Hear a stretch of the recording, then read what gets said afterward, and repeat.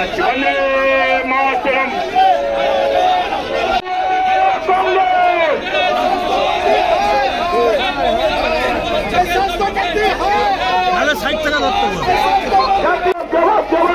তোমায় দিতেই হবে, এই জবাব জবাব জবাব জবাব তোমায় দিতেই হবে। এই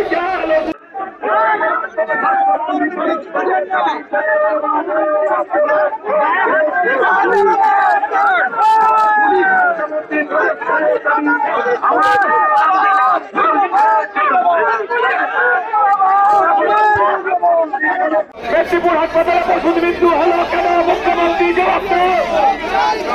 এই কংগ্রেসের শান্তিপূর্ণ আন্দোলনের উপর ব্যারিকেড করা হচ্ছে কেন? পুলিশ মন্ত্রী জবাব দেন। এই কংগ্রেসের শান্তিপূর্ণ আন্দোলনের উপর ব্যারিকেড করা হচ্ছে।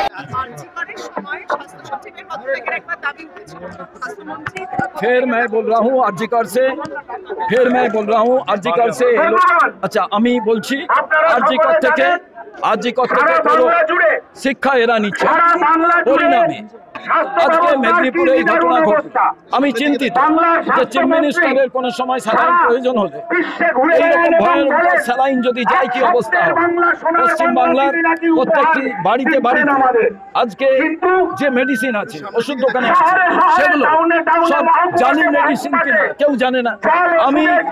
আমরা ডিমান্ড করছি, আমরা রিকোয়েস্ট করছি চিফ মিনিস্টারের কাছে, আপনি হেলথ মিনিস্টারকে বরখাস্ত করুন, হেলথ সেক্রেটারিকে অ্যারেস্ট করুন, হেলথ ডিরেক্টরকে অ্যারেস্ট করুন, হেলথ ডিপার্টমেন্টকে ভেঙে সাজান। তার কারণ বাংলার এত বড় দুর্নীতি, এত বড় করাপশন, এত বড় অন্যায়, ব্লাড লিস্টেড কোম্পানি তারা সমস্ত কিছু সাপ্লাই করছে, এটা কোনো হতে পারে? এটা হওয়া বাঞ্ছনীয় নয়। আজকে বৈঠক চলছে স্বাস্থ্য ভবনে এবং সেখানে চোরেরা বৈঠক করলে ওটাই হবে, আবার দেখা যাবে।